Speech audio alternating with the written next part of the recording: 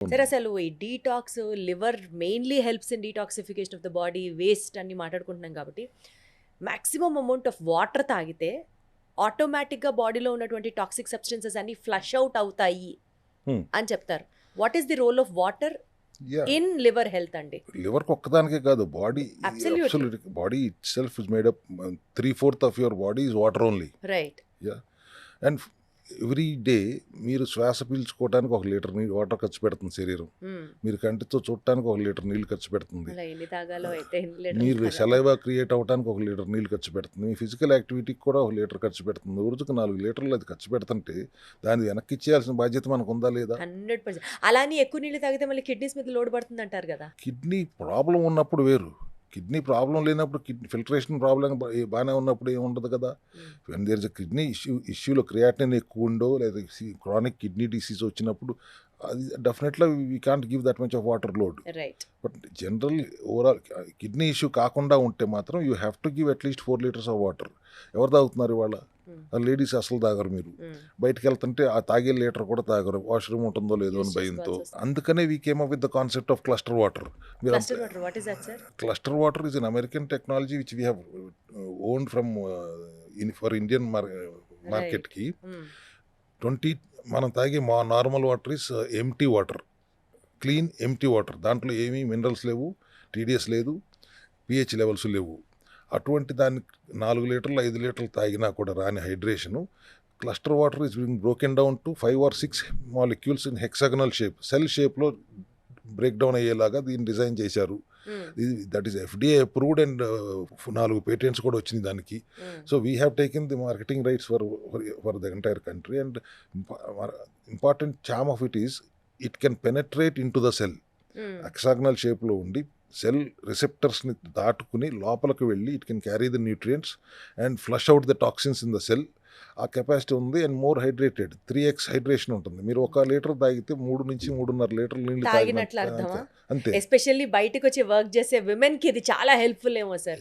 And చిన్న పిల్లలకి కూడా పద్దాకలకు గుర్తు చేస్తూ ఉండాలి, నీళ్లు తాగు నీళ్ళు. There is something called water alarms and water reminders in schools which is also been set up. So ఇలాంటివి ఇంకా హెల్ప్ అవుతాయేమో. అంతే కదా. ఇది 1.5 ఒకసారి లీటర్ తాగితే 3 లీటర్లు తాగినట్లుగా అంటే 1.5 లీటర్ తాగండి రోజుకి. ఇది ఆల్మోస్ట్ 5 లీటర్స్ వాటర్ తాగినంత సమానమైన హైడ్రేషన్ ఇస్తుంది. అండ్ టర్న్ ఓవర్ పెరుగుతుంది. 1.5 litre is working 3 times there, going in to the cell with the nutrition and bringing out, flushing out the ఎప్పుడు టాక్సిన్స్ ఫ్రమ్ ద తీసుకొస్తున్నారు సెల్స్. విజయవాడకి? హైదరాబాద్ వచ్చినప్పుడే తాగాల? మా విజయవాడలో కూడా అవైలబుల్ ఉందా? It is very available in the మా వెబ్సైట్లోను మా క్లినిక్స్లోనే ఉన్నాయి. కానీ we are taking it out in to the market very soon. మరి మేబీ సూన్ అంటే విదిన్ డేస్ ఓన్లీ. ముందు మీకైతే ఒక కార్టన్ పంపిస్తాను, వాడి తాగి చూడండి, మీ ఫీడ్బ్యాక్ ఇవ్వండి. 100%.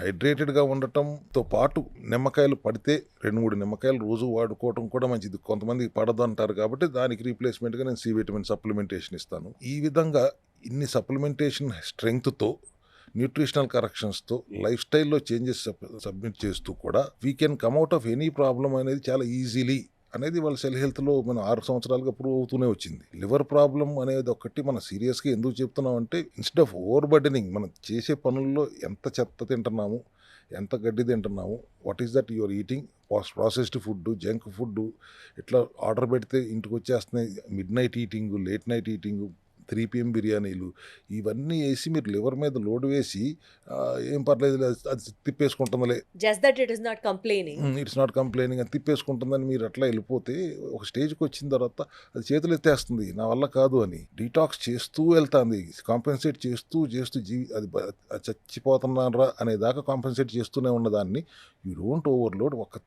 దాన్ని ఎట్లా డీటాక్స్ చేయాలని ఆలోచించకుండా, దాని మీద బడ్డెను వేయకుండా ఉండాలంటే ఏం చేయాలనే దిశగా ఆలోచించాలని ఇవాళ నేను ఇంత మాట్లాడతాను ప్రయత్నిస్తున్నాను. సో అదనమాట సంగతి. అర్థమైంది కదండి. సెల్ హెల్త్ క్లినిక్స్లో ఇక్కడ ఓన్లీ అంటే సపోజ్ లివర్ ప్రాబ్లం దగ్గరికి వెళ్ళామనుకోండి సెల్ హెల్త్ క్లినిక్కి, ఆ లివర్ ప్రాబ్లం గురించి మాత్రమే అడ్రస్ చేయకుండా, యాజ్ రవి గారు ప్రతి వీడియోలో చెప్తూనే ఉంటారు, నేను కూడా ఫాలో అవుతూ వచ్చాను ఈ మాట, ఎన్నిసార్లు వాడతారో వాళ్ళు. ఒక ప్రాబ్లంకి కారణం ఆ ఆర్గన్ డిస్ఫంక్షనాలిటీయే కాదు, there is so much which is happening along with that.